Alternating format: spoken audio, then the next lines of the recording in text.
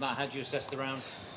Yeah, it was good. I played really well. I felt like I was saying to Billy after 7 holes, I didn't feel I hit one bad shot, and that was my drive on 2, which I got away with. But yeah, I just felt like I hit the ball really well. Just got some poor bounces, and it just made it difficult to score early doors. And then managed to make some putts coming in, and it was much better.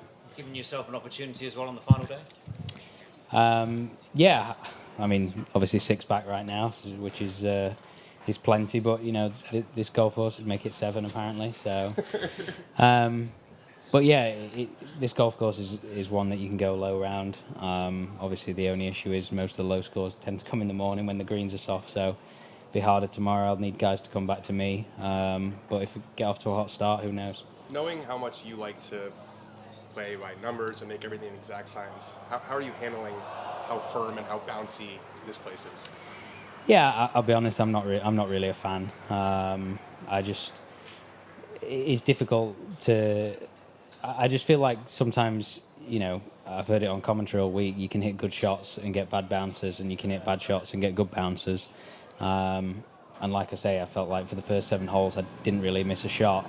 And I'm walking off 7th green and +1, and it's tough to take. It's tough to stay patient, but managed to make a few putts coming in, and that always makes you feel a little bit better. Matt, when you say you're not a fan, is that of the course or just the conditions? Probably more the golf course. I said earlier in the week that it's not my favourite golf course to play.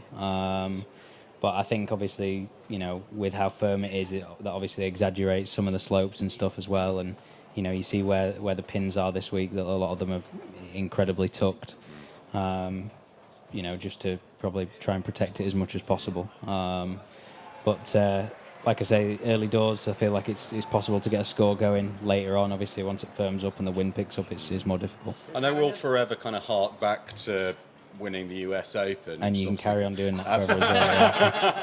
But does it give you, obviously it's 7 shots back now, but do you play that final round with a little bit of extra belief that you can do it, having... I mean, listen, I've never won from 7 behind before, so there's always a first time. But I just think, looking at the golf course, how it plays in the afternoon, they've got to come back to me, in my opinion.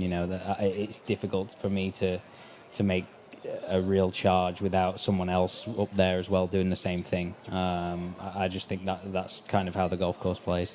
I suppose it doesn't help when you've got the kind of calibre of players who are leading as well. They don't, it's a stacked leaderboard. Yeah, but I mean that's part of it, isn't it?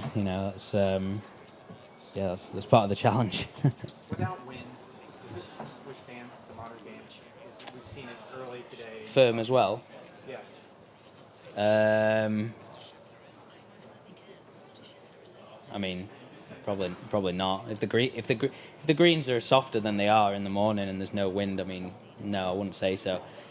Some of the pins, as you can see, are incredibly tugged just over slopes, and I hit the green on 12, and I just got no putt. It's tucked on top of a hill, and I hit what I thought was a good putt, and it's gone to 12 feet. There's a lot of stuff like that's been done, obviously, to protect it from going lower, I guess. Will you try to be more aggressive tomorrow? No, I'll try and do the same stuff, to be honest, Alex. I